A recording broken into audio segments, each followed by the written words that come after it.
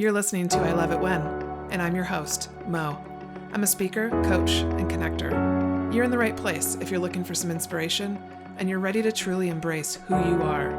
My intention with this podcast is to help you see that you are so much more powerful than you realize. Hey everybody, welcome back to another episode of I Love It When. I'm your host, Mo.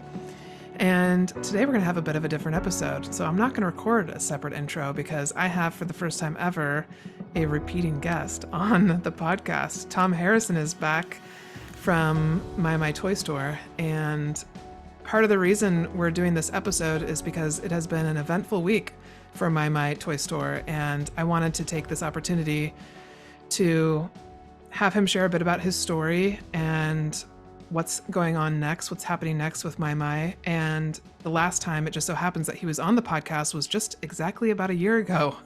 And so much has shifted and changed that we wanted to give you guys an update and bring you along for the story. So thanks for coming back, Tom. Thank you, Mo, for having me. It's great to be back. For those of you, if you Good haven't to see seen you it, again. Thank you. Yes, it's been such a long time. If you guys are just tuning in for the first time to this podcast, you should definitely go back and rewatch episode 12. That's the first episode that Tom was on where he spoke a bit about his healing journey. And so for this one, we're going to talk, this is all part of the healing, but we're going to talk more about his business and about the shifts and the pivots and things that he's had to make with it. But before we get into it, Tom, for those that don't know you, can you just give a little bit of background about who you are and how you came to be a toy store owner here in Everett, Washington? Sure. I am a lot of things. So I started MyMyToyStore as Millennium Michaels Toys in 2012. Started as an experiment in 2011 where I took $400 that I didn't have an immediate need for and bought $400 worth of clearance items at a big box store and listed them on eBay. After a month seeing them sell through for a profit, I decided to keep it going and expand. So that grew into an online selling business, reselling business, where I grew it to having 2 wholesale accounts, and I'm bringing in product. By 2019, I didn't know that would be the banner year, but that ended up being the zenith and the high point. Did very well in 2019, and then the pandemic hit in 2020, and I had to immediately pivot or change, adapt to because so many things changed. Yeah. But anyway, that led to in 2021, after all that adaptation and dealing with the disruption, having the opportunity through an SBA loan to kind of start over or enter a new chapter. And so I relocated from Denver, Colorado to Everett, Washington. In doing that, I thought I was just going to create a fulfillment center and just grow the online store, but I ended up realizing my dream of trying a storefront, and I rented a storefront and opened up a retail store in November of 2021. Amazing. That seems to kind of bring us to that's most of my background. I'm an interesting set of contradictions in the sense that I am a former litigation attorney. I am a former competitive swimmer who's done swim coaching and facilitation and academic coaching. I am a fiction writer as well. So I really and some professional marketing thrown in there as well. So there are a lot of wonderful skill sets that I've cobbled together and had the opportunity to do, and they are now really rolling into one enterprise. Mm-hmm. Yes, thank you for saying that, because I think that helps give people kind of a better picture and some context around all the different perspectives that you're bringing to what you do. Because you bring a lot of different life experiences and things that you've done that definitely contribute to your success as a business owner. So, we want to start off right away because we know how time flies on this podcast, and each episode is around half an hour to 45 minutes, and it's going to be gone like that. So much has happened in the last couple of days. Essentially, we want to hit you all with the news right off the bat, that as of the end of this month, end of January 2024, Tom has to close the storefront and become a mobile business. And so, Tom, I'm wondering if you can just share with the audience what happened this week that led up to this decision of becoming a mobile business and changing, pivoting. Yes. I will give a little bit of background, and I'll try and keep it brief. No worries. Around the time of my first appearance here, I was talking about my business and that I was either thinking about or starting Mm-hmm. a play zone. And so a year ago, I started to work on this vision of moving product and being able to create a play zone with 2/3 of my store. Mm-hmm. And over several months, I, did all the things. I taught myself new skills. I created collaborations to get supplies. And over time, by about the fall of last year, I created a 1,300 square foot play zone in my store, fully padded space, fully carpeted and turfed, with all sorts of foam structures, 3D printed targets, and over 150 at that time, 150 blasters to use, as Wow. well as a whole bunch of game modes. So I was through the fall and winter, I am marketing that and marketing the play zone, and really recognizing that the future of MyMyToyStore is being much more than a toy store. It was Mm-hmm. being a place to connect and to play. Mm-hmm. I was in the store this past Sunday, getting ready for a Martin Luther King tribute event down in Edmonds on Monday. And so I'm open in the store, but I'm really focusing all my attention and energy on doing play activities, and particularly this offsite activity, Mm-hmm. because that's really what I am transitioning the company to doing. So I'm upstairs in my store. My store has a small mezzanine, and I hear a strange sound as I am literally researching quotes by Dr. King in designing and preparing for this game. Quotes about social justice and resilience and and peace and nonviolence and all the things. Mm-hmm. And so I'm being very inspired, and I'm learning. And then I hear this really strange sound. Through life experience, I have definitely learned, when I hear a strange sound, immediately check it out. Like, Yeah. don't say, "Oh, that'll be fine." So I look over and I see that it's water coming from the ceiling, and it is pouring from the ceiling. And as I go down to look further and grab a bucket, more water is pouring from a different part of the ceiling. And over the next 5 minutes, more spots are opening up. I'm watching water come from the walls now. I am, moving forward in my space, and I'm seeing water pour from cracks in the ceiling. I reach out to so what I found out is that the business above me, a pipe burst in the business directly above me, and it ended up being a catastrophic failure, multiple bursts. So Mm-hmm. within this span of about 15 minutes of the water running, I just had my store was flooded.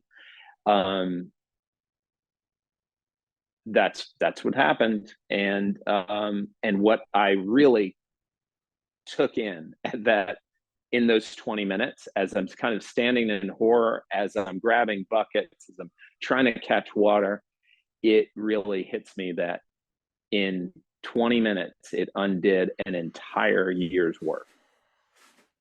All the water was really concentrated on the play zone. Yeah. And it had really just all that work had just would have to be redone. And for those of you that are That's listening, what just so you happened. know, when he's talking about all the work, I happened to witness that. Being his partner, he laid down his own carpet, laid down like cardboard underneath the carpet.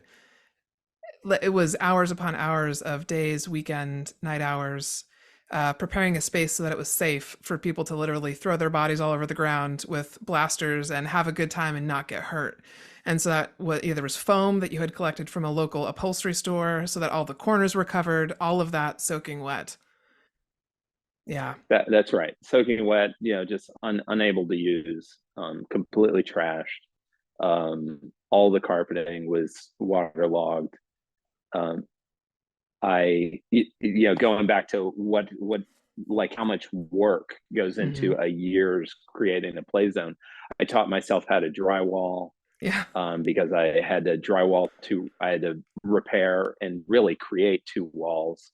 It was a lot of construction, a lot of creation work, and a lot of learning new skills. I basically learned how to prepare and paint foam like a professional cosplayer. Yeah. It was a lot of skills and a lot of hours. It's fairly fun work over the course of an entire year. Yes. So can you share with us, between Sunday when this happened in the afternoon and then here we are today, Friday, in that time over the span of just 4 or 5 days, you've made the decision to step away from and close down the storefront and become a mobile business. Can you describe some of that process for us, as much as you're comfortable sharing, around your feelings around that? Because this business has been open for 12 years as a storefront for only about 2 and a couple months, but still you've been open for 12 years. And it's a culmination of so many things happening to get where you are today. Yes.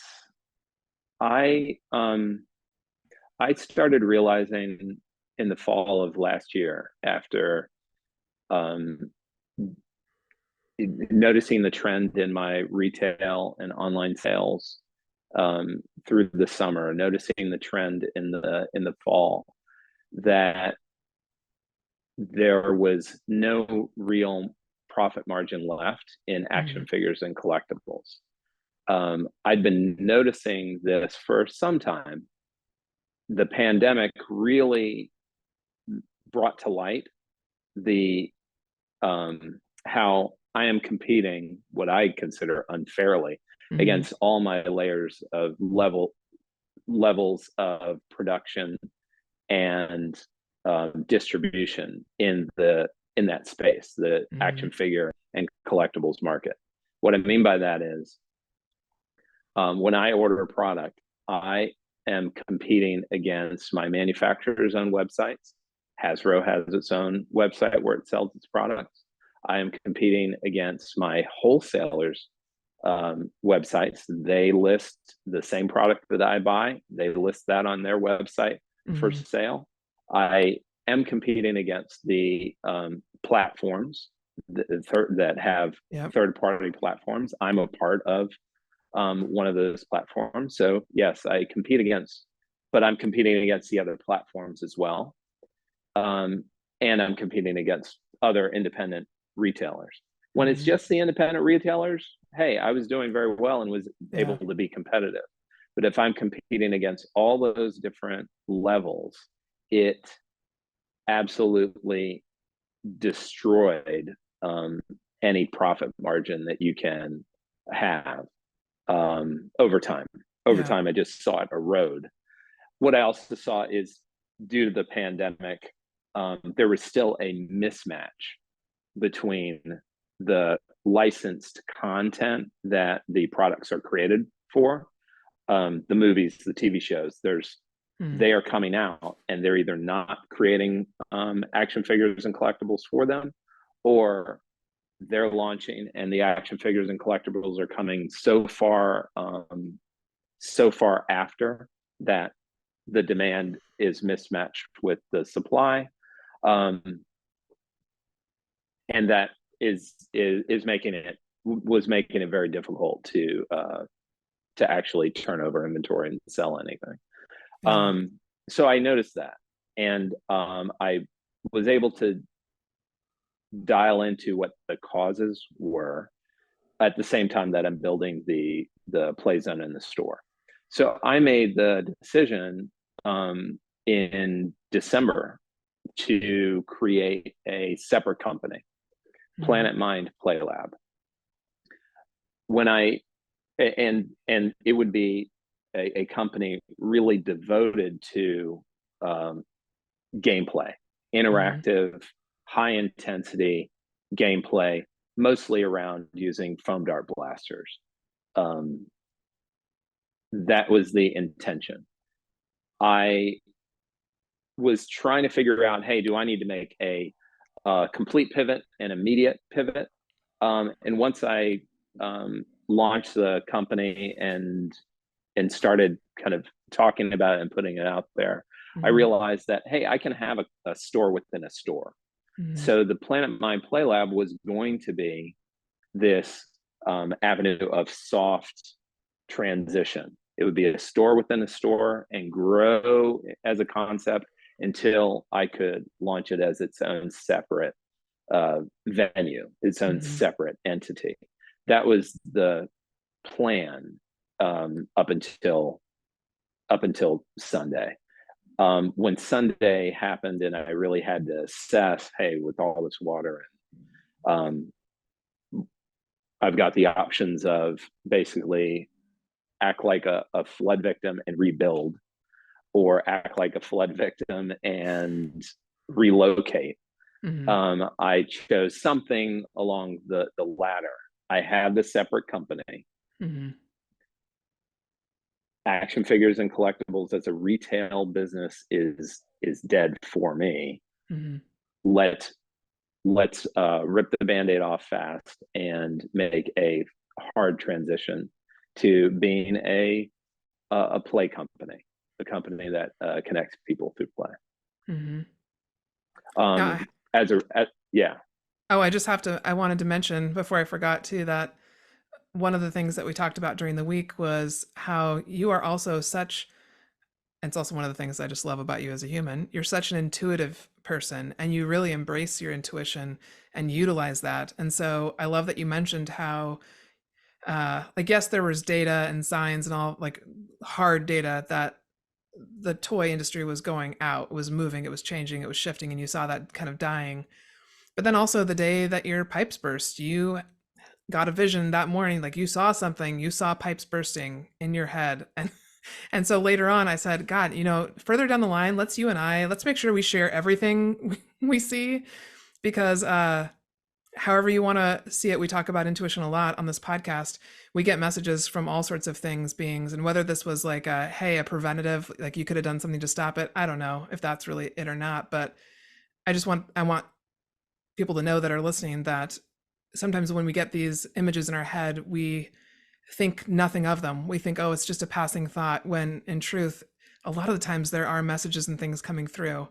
And I just love that you shared that with me later, and that your intuition has played such a role in following what your heart really wants. Because as people, if you've heard the story so far, for you to move from being a lawyer to being a toy store owner that believes in the power of play, I can only imagine how many people probably dream about that, dream of making that kind of a shift and a change from a job that they really hate, but they just feel like they have to stick it out. They just have to stick in it. So I just want to make sure to say that I think you are such a lovely example of someone who has really taken a chance on that inner voice and on what your heart really believes. And I think it's very admirable. Oh, thanks.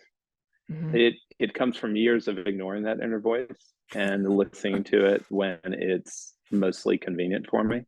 Mm-hmm. But that really did happen on Sunday. I woke up, and as I'm waking up, I did have this vision of water pouring into my store and my store flooding, to the point where the points where the damage was really coming down, that was where the water was really pouring down. Mm-hmm. That was the vision.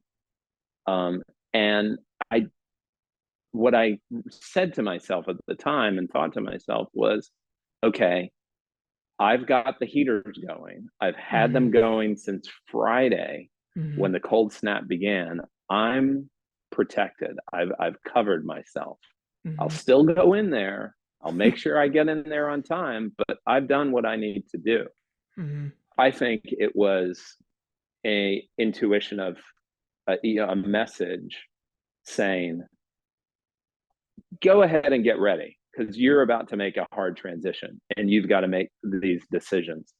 And we're just giving you, basically a 6-hour heads up that it's happening now. What you knew was going to happen Yeah.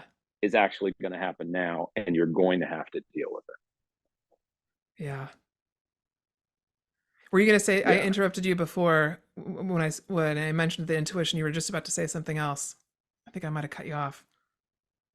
Oh, no, I don't think so. Yeah, the intuitive piece is really interesting to as I've learned to process emotions, as I've learned to, which then leads to connecting with the authentic part of me, the Mm-hmm. actual true self, being able then to discern the voices that are not me, that are coming from outside, things that I've heard, things Yeah. that I've learned, and then listen to allow for messages, intuition hits, downloads to come in that are guidance, that are from me or from my spirit team. Boy, it just it improves my life. I mean, it really does improves my life. It's so much better to get a 6-hour heads up that something is going to happen, Yeah. than for me to be in shock about it. Mm-hmm. It's so much better for me to have follow my intuition the 2 months prior, and Mm-hmm. created the company, Mm-hmm. and created the logo for it, and registered the company, Yeah. and so have some of that infrastructure done, as well as, I mean, I had marketing materials, Mm-hmm.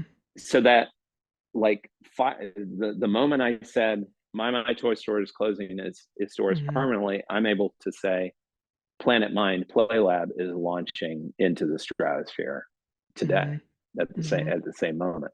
That came from intuition. That Mm-hmm. came from me, really connecting with my authentic self, um, and listening to the guidance that I was given. Mm-hmm.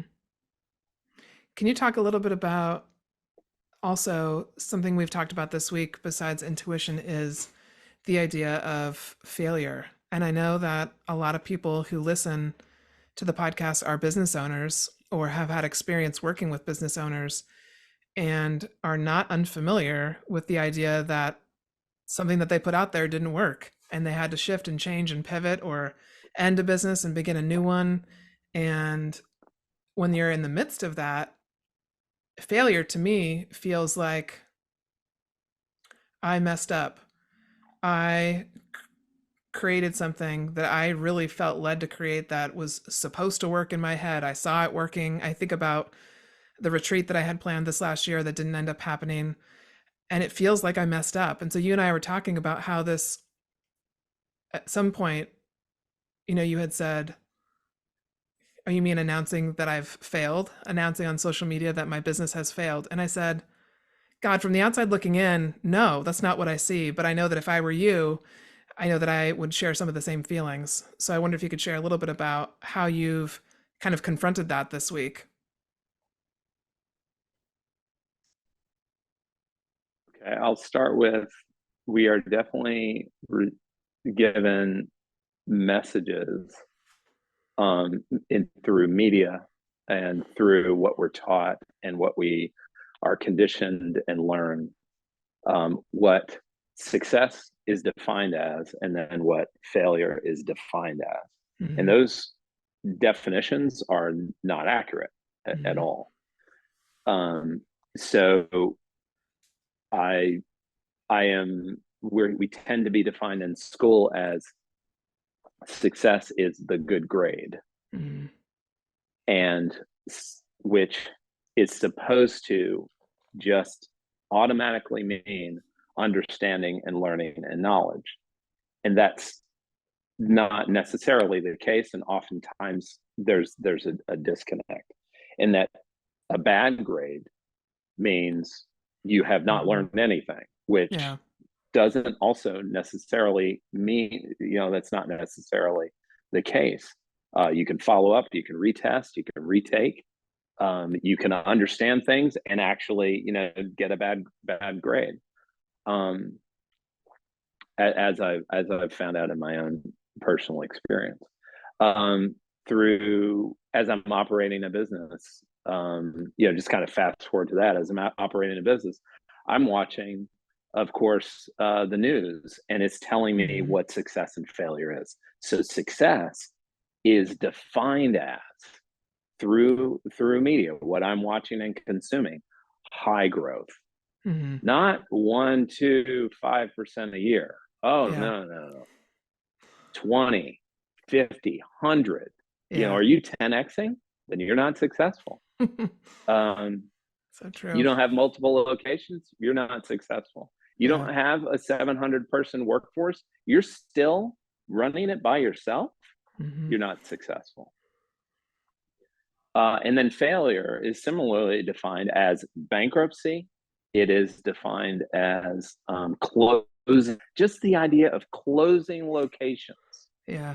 If you have multiple locations, if you close one, your business is in trouble. When in truth, and when the facts are really about, as situations change, you have Mm-hmm. to adapt and you have to adjust to the environment that you're in. So you can totally be successful and need to close locations. You can totally be successful and need Mm-hmm. to adjust your workforce. You Mm-hmm. can be successful, as we've seen over and over again, declare bankruptcy, and that just means a restructuring.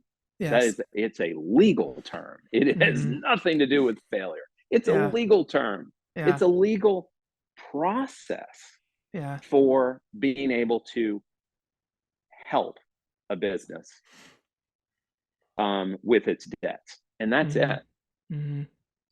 And so we often see back, often, more often than not, see businesses come out of bankruptcy and Mm-hmm. recover. Mm-hmm. But the overwhelming message, the overwhelming, the opinion that's placed on top of uh, the this news is, this is what success is, Mm-hmm. and this is what failure is. Um, so the very so I really had to work through that this week. I've had to work through it for a while, Yeah.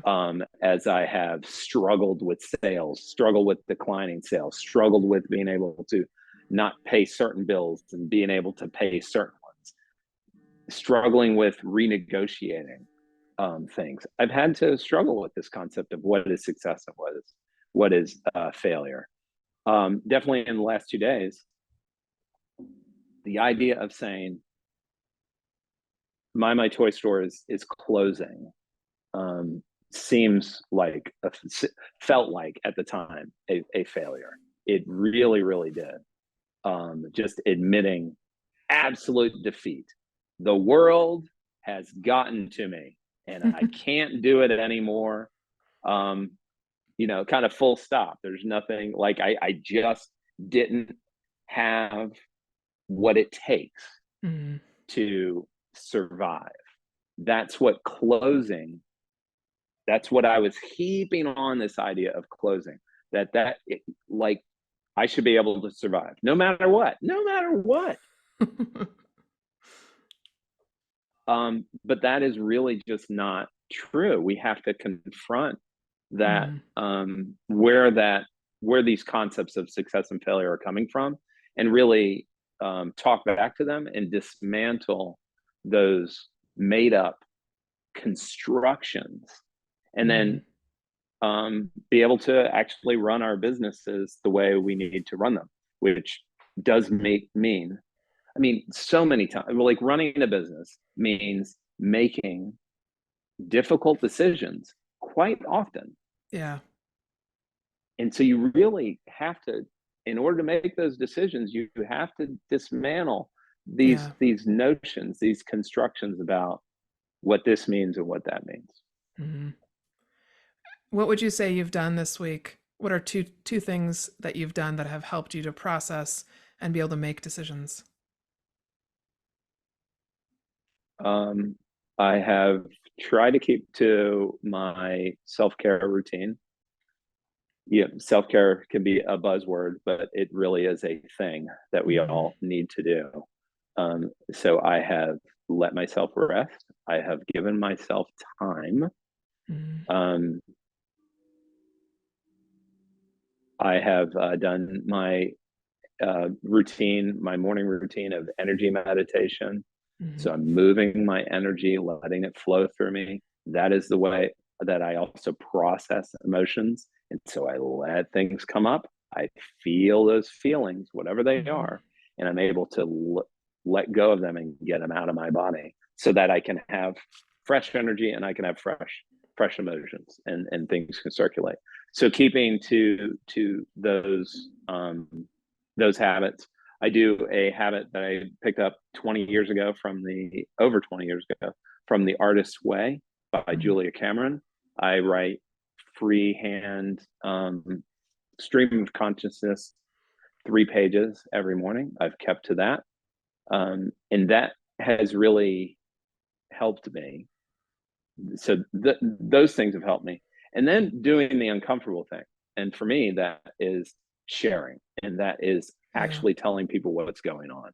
So I confided in you. I confided in like 1 or 2 other friends that this is happening and this is what I'm thinking about doing.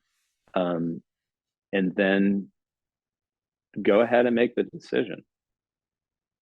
You know, that's what, well, go ahead and, just the way I work is I tend to need to write out my thoughts. That's how helps me think.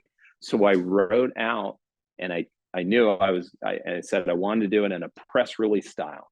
I wrote out the press release of MyMyToyStore closing, and I wrote it out, read it over, and it's like, this feels good. It feels, like a good decision. And then I slept on it for a night. And then the next day, when I didn't see any major, I didn't see a reason. I didn't see anything wrong with what I had written. No red flags. I was like, okay, I'm doing it. And so I took the time and I put together the posts and the announcements. So that's really what helped me make that decision. I mean, it's really grounded in a few essential things for me, which is emotional processing, feeling your feelings and being able to let them go, going as slow as as the situation warrants. Sometimes, and that meant I could sleep on making the final decision. Actually resting is super important. Our bodies need time to process, and they need time to rest in order to make good decisions. you brought up, I wanted to ask you that because I know, well, and you know that I share a lot about self care on the podcast, and I love having people share about what they do because, as you and I know, so many people we are all just conditioned to go go go and never stop, and rest is like a bad word, and sitting and doing nothing is never a good idea as a business owner. When truly allowing yourself to pause can give time for those ideas to come in or for them to process through. I also think it's really powerful what you talked about when people are having struggling to make decisions. I will ask them, like, have you talked about this with someone? Have you written it down? Because getting it out into the atmosphere, speaking it out, and then also, like you said, writing it out, uh, there's something about it that helps you to feel what it would feel like if it were to happen. So, like, I guess in the process of manifesting, I think about it like that. If you can feel what it would feel like, that will help you to say, okay, this is the right thing to do. I can feel it in my body. This feels right. I can move that direction. So I love that you shared that. I want to. Oh, Yes. go ahead. Yeah. Oh, it doesn't have to be a process of writing, but Mm-hmm. if you can, as a human, kind of figure yourself out and what to develop your process for taking idea and feeling and being able to visualize that, being Mm-hmm. able to feel it in your body, being able to yeah, see it in your mind's eye, Mm-hmm. um, it is really, really helpful, if not Mm-hmm. essential. It's really, Mm-hmm. really helpful in decision making. Totally. So I want to pivot a little bit in the spirit of pivoting, since that's what you've been doing hardcore this week, and pivot to talk about play and to talk about where My Toy Store is headed and what it's turning into. And I want to start off by asking if you'd share the story that you shared with me earlier today about play and kind of what got you to this place where you realized how much play has helped you as a father and also as a business owner, and why you've decided to like make this a part of your mission in your business. Sure. I am a father. My son is Michael. He is the soul and spirit of my toy store. I named it My Toy Store because Michael really put in so much hard work as a kid, learning Mandarin through immersion schools, and he became fluent. His Michael, his name in Mandarin is My, so I just changed it to MyMy, and that's the reason for the name. Um, I really connected to Michael as I was raising him as a young child, as well as a preteen, and now as a teen, um, through play.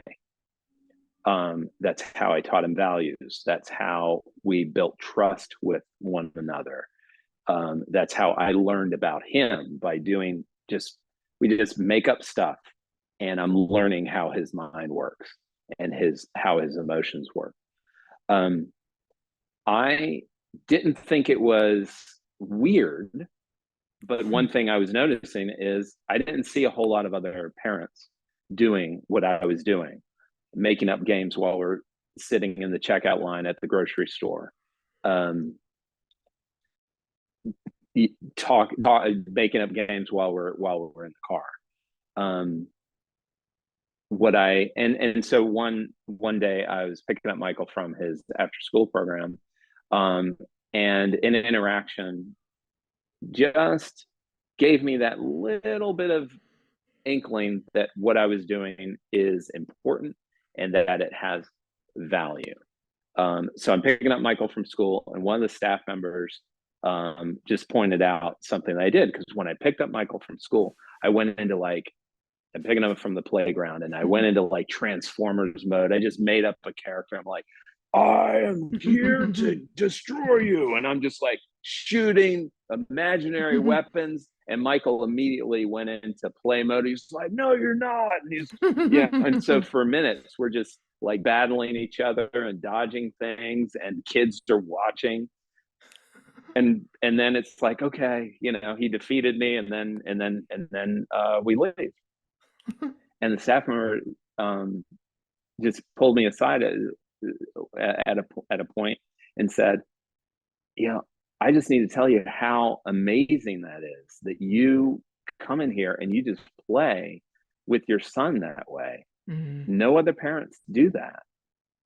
Um, and it it was cool to see that someone was watching and to get that little bit of hint that, oh, this is Mm-hmm. something that is powerful.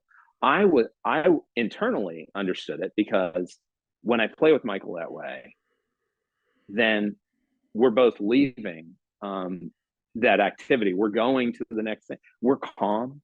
We're Yeah. happy.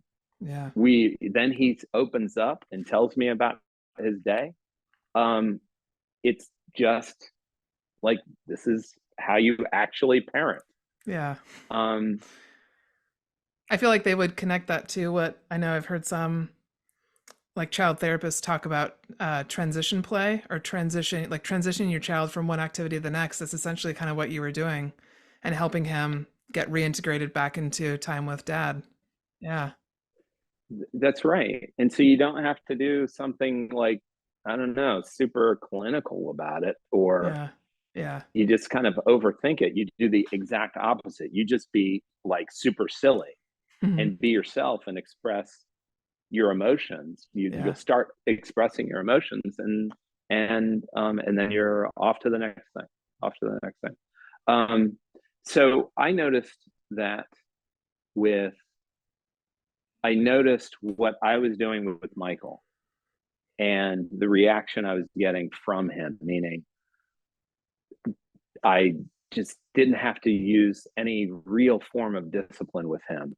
Mhm. Um, seeing how he seeing how the play infused values that then he went off and actualized with his other friends.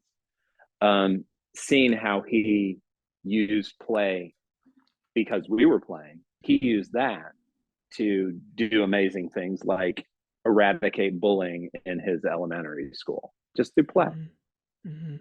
Um, what I then noticed as I was as MyMyToyStore here as a storefront, as I was doing activities, as I was running events, as I was having people in the play zone, I was seeing that same effect in the play zone.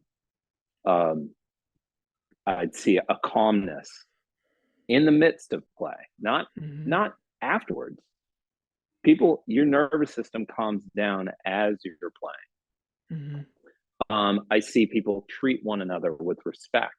Mhm. The adults treating the kids with respect, the kids treating adults with respect, and kids having to. The great thing about play is a game depends upon communal cooperation. You have Mhm. to agree on a set number. You got to agree on some rules. You got to agree on some boundaries. And if you can't, that game breaks down, or that player, can't play in those games.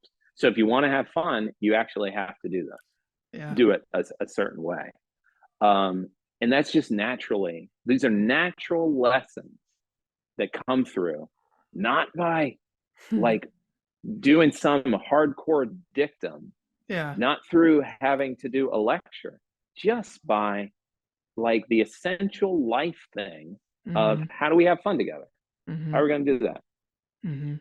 I love that about games, and I love that about play. And so I was Mhm. noticing that happening. So I have really pivoted my business, and it's a separate company. Planet Mhm. Mind Play Lab is a company that's dedicated to um, education through play, through basically values, and instilling values through play workshops, Mhm. and then doing the just super fun stuff or for funsies, running different play events, and a launching a competitive foam dart blaster league, Mhm. Yeah, no, I'm which then glad that oddly enough, those things, like the just having the play event and the yeah. foam dart blaster league, those also have these wonderful benefits of instilling values and Yes. helping us cooperate and feeling good. Yeah. Hey, I'm popping in for a moment to let you know that if you're interested in working with me one-on-one in a small group, or you'd like to attend one of my upcoming retreats, please reach out or add yourself to my email list. You can go to iloveitwhen.org and scroll to the bottom where you'll see there's a spot to sign up. I also love to speak, teach, and create experiences for small, medium, or large size companies. If you know someone that I should know, please connect us.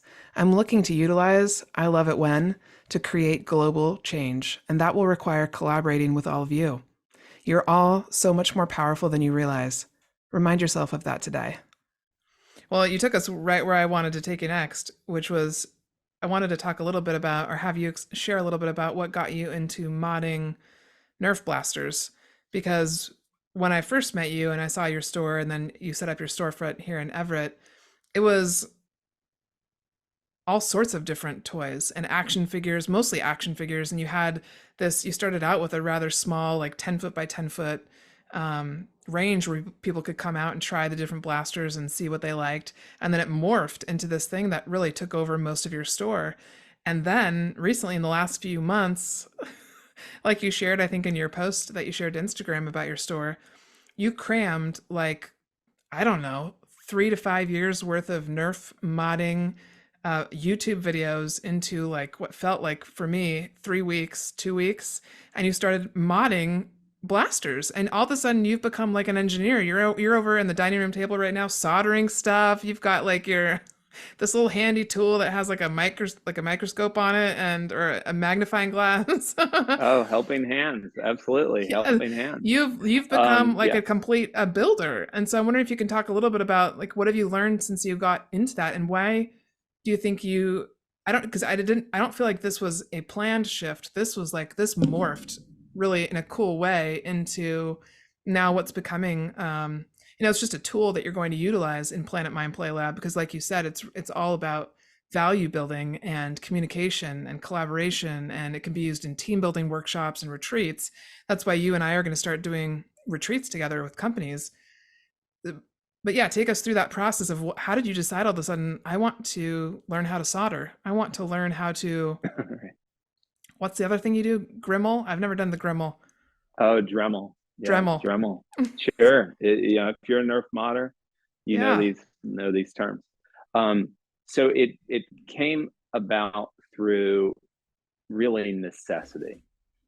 I was doing the best I could in terms of creating a play zone and getting what I thought was the best equipment for the play zone. Like the only thing you could do, well, how do I get equipment, toys, blasters for people to use quickly and fairly cheaply?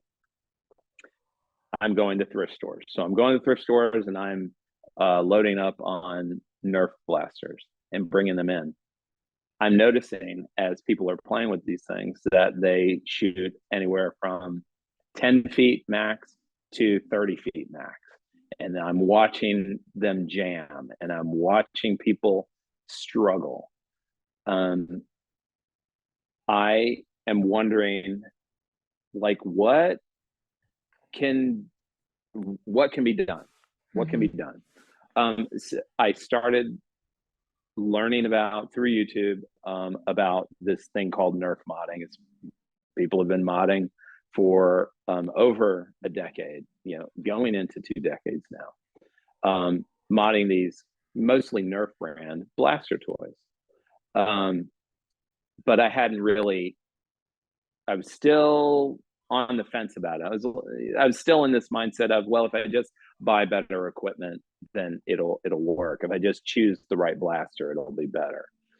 I went to Out of Darts, a company in Vancouver, Washington. They held an open house at the end of September of last year, and it just blew my mind. And really, I learned so much in those just few hours. I met Luke. I saw his operation. I interacted with all the really cool YouTube and social media influencers in the hobby that are here in the PNW area. So welcome, S7, Dr. Flux, Reefy was there. Yeah, so it was Captain Xavier, the legendary Captain Xavier was there. So had these great conversations and learned that this is a thing. This is not just, if you want to have fun with it as a game and a sport and an activity, then you can mod these toys. So as I'm going through what I'm learning, what really is, I mean, one thing that hit home pretty fast is Hasbro makes these blasters deliberately to be toys. They deliberately make them so that they underperform. They're really marketed for kids. They're not designed to do the gaming that we want to as teens and as adults want to do. So you either mod or you build. And so I learned where I needed to learn, which is in modding. I took the blasters that I had, I assessed, I was in good communication with Luke at Out of Darts, put in an order and started learning. Lots of YouTube videos, lots of YouTube videos. The interesting thing about, learning to mod is, as far as I know, there isn't a Nerf modding university, and there's no Nerf modding 101 and 201 course. So it's very unstructured learning and unstructured resources. That means there's a lot of bad information out there. Yeah. There's a lot of bad videos that you should avoid completely watching. And there are a few Captain Xavier, Out of Darts videos. These are the ones to watch. There are a couple others that I came across. Most should be avoided. Yeah. If you're going with, if a guy's talking fast on a video and telling you how easy something is, stop the video and try and find something else. Yeah, what I found is if you want good resources, go to where there are strong communities, Nerf playing communities, or foam dart playing communities, and look for those resources. So Australia, parts of Australia, really strong communities. And so fantastic, there's some fantastic resources out there, but a lot of the resources that I've come across on YouTube are just, they're garbage. They're hot garbage. And they're telling you that you can do things that look like they're possible because they skip the steps and they edit the videos, but and so there's that. I mean, I can give you a couple of like rules I've definitely figured out with Nerf modding, which is metal parts will not be compatible with cheap plastic. So if you buy metal parts to swap out the parts in a cheap plastic Nerf brand toy, it's not going to work unless your definition of work is catastrophic failure, because it's just not going to work. I feel like the other thing that you've talked about with me is how you've realized that going through this process of learning how to mod these Nerf blasters, you've realized, oh yeah, I can make this happen. I could wire a TV. I am making electricity. Like it's what felt like such an illusion, or like it was such a mystery on how to create something. All of it has working pieces that can totally be, it's all figure outable, I feel like is something that comes to mind. It's a really fascinating thing that the toy and now this kind of hobby market, most of the technology involved when you open up a blaster and a motorized blaster or a mechanical blaster, these are technologies, these are mechanisms that are from the 60s. When it comes to motorized, just staying on that. the technology employed with motorized blasters is the technology from the 60s and the 70s. Mm-hmm. It's the same thing that just powered our radios back then and our toys back then. It has not changed.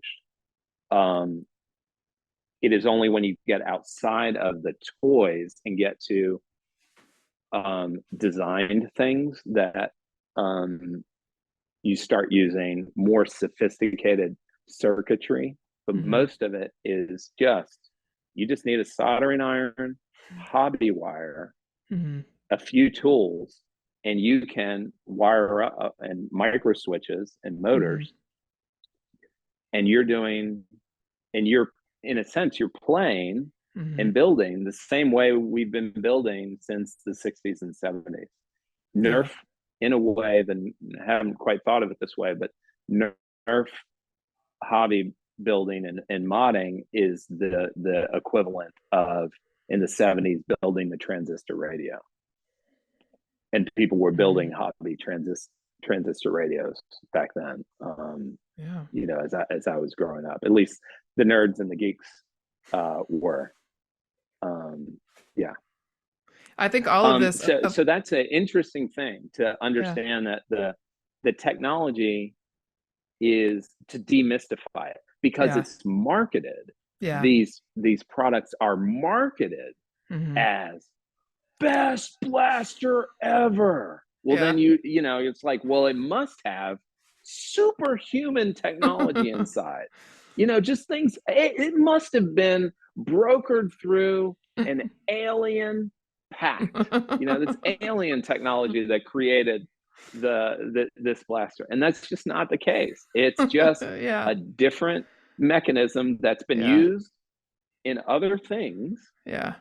And that's just been put into some plastic, and that's all it is. Well, I feel like I love that you and I get to talk about this, like, in our relationship and also in our businesses, because I think demystifying it really helps or encourages all of us to realize, like, all of this stuff is made up. Like, we're just making it up as we go. Nobody has the map that tells them exactly how to build a business or exactly how to build a blaster or exactly anything. And so as you're doing this, I think it's really fascinating that all of this, the timing of all this, that MyMyToyStore closing the storefront and Planet Mynd Play Lab opening is all happening as you're learning how to mod these blasters and use all these different tools before. It just really shows how anything is possible, and you really have to just be able to play with it and go with it and see what evolves from it. As we're wrapping up, I'm wondering if you can share with everybody, what are all the different functions and ways in which people can interact with Planet Mynd Play Lab now going forward? And if you could also announce the first date that people should put in their calendars to come and interact with you. Cool. I will do that. I also want to hit on this one thing, because we talk, you know, I've been talking most of the time about play and toys and games. This comes across, it seems like it has zero importance, or this is a nice to have, or this is what free time is for. No. But I want to hit upon a couple of things that I've noticed in getting into the Nerf modding community and the hobby, and in promoting play. One thing is that there is an exclusion with this play. So there is a real need to open up this type of gaming and these type of skills, this type of activity, to communities of color, to different income brackets, to different areas of the country, where it's, whether intentionally or unintentionally, it's being these are areas that are being excluded, communities that are not being invited to participate in the sport and the games and the fun. So there's some actual work to be done in this space, and I'm like so that's really something that's driving me. I think the second point I wanted to make is that these, I'm kind of losing my train of thought on this, so I'll circle back to it. So where can you find Planet Mynd Play Lab? Planet Mynd Play Lab has found a venue to launch the first seasons of its Mind Tag Blaster League. So this will be happening at the Snohomish Sky Dome. The first game of the first season will start on March 24th of this year.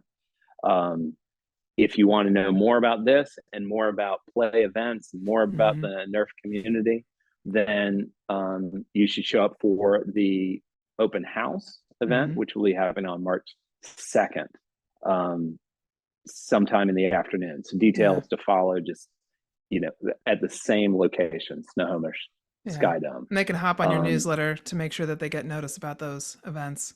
Or get on your Instagram. Please subscribe to my newsletter. It's easy to follow the link in the bio to do that, and you'll get all the updates and information.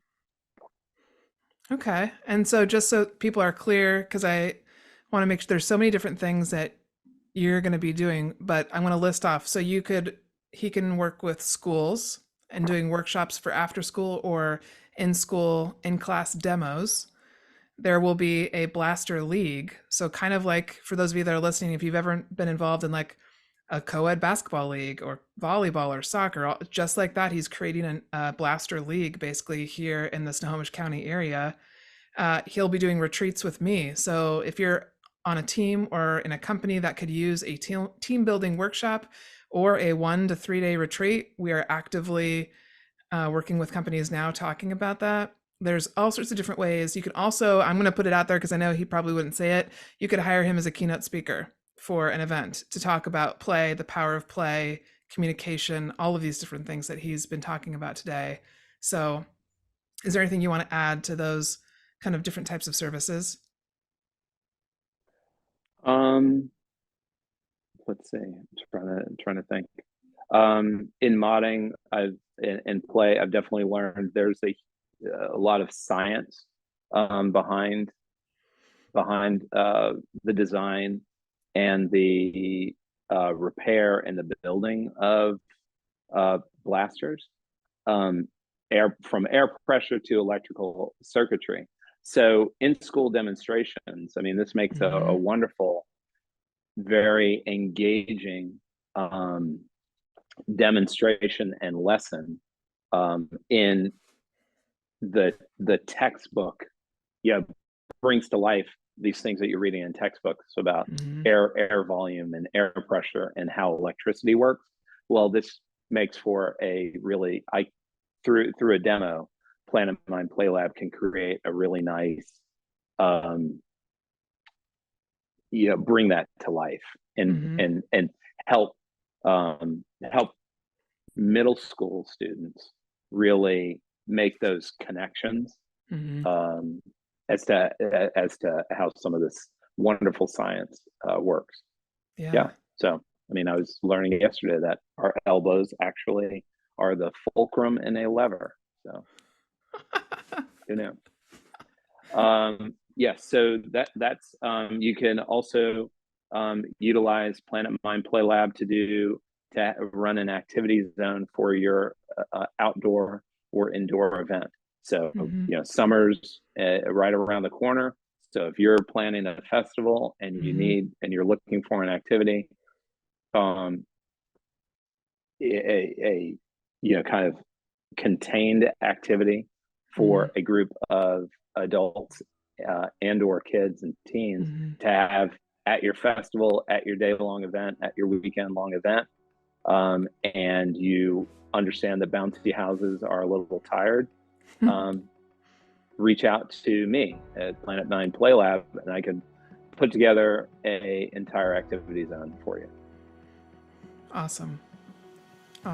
Well, thank you so much for being willing to, I totally sprung this on him last night as we were talking over dinner last night. I was like, hey, I have this idea. Will you come on the podcast with me like tomorrow and talk about this week and everything that you've been doing in the pivoting and the change in your business? So I appreciate your vulnerability and willingness to share with the audience on such late notice, because there's a lot of learning that I know happens through sharing. And so for everybody that's listening, that's had the opportunity to learn through you today, I'm really grateful for it, because it's definitely an opportunity for people to understand that they're not alone in a lot of the things that you've shared about what you've experienced this week. I know a lot of people have experienced and oftentimes feel so alone when they don't talk about it or share it. So thank you for coming on here and sharing with us. Well, thanks for having me again. I didn't storm out of the room when you first floated the idea. I sat with it, and it makes sense. And I do appreciate this opportunity to share and to kind of get out where I'm at and what I'm doing and how I'm handling things. There aren't a whole lot of, I don't give myself a whole lot of opportunity to do that. So I appreciate you allowing me the chance. Absolutely. I usually end each episode with what's your favorite or current I love it when for the world or for yourself right now. Do you have one that comes to mind? I love it when people allow themselves to play. Beautiful. Perfect. Thank you. Well, I know that you'll be back for a future episode, so this is not goodbye. This is just see you soon. And thank you for coming on today. Hopefully there will be no water involved. No water in the next episode. For a future episode. No.